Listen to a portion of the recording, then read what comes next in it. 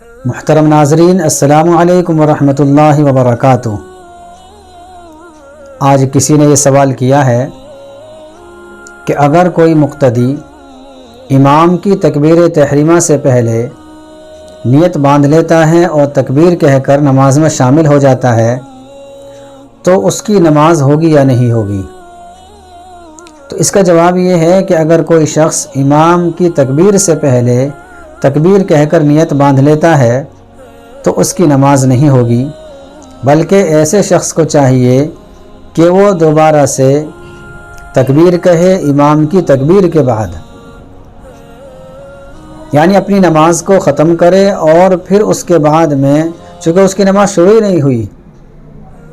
تو اس لیے امام کی تکبیر کے بعد میں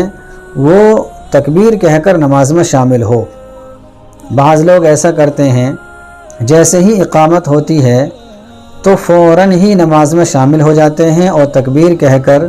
نماز کی نیت باندھ لیتے ہیں،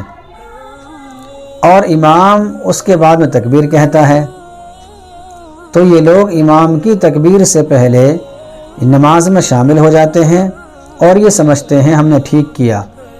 حالانکہ ان کا یہ عمل بالکل غلط ہے۔ اگر کوئی شخص ایسا کر رہا ہے تو اس کی نماز نہیں ہوگی، تو اس کے لیے ضروری ہے کہ وہ امام کی تکبیر کے بعد میں، جب امام تکبیر کہہ دے اس کے بعد وہ نیت باندھے اور تکبیر کہہ کر نماز میں شامل ہو۔ السلام علیکم ورحمۃ اللہ وبرکاتہ۔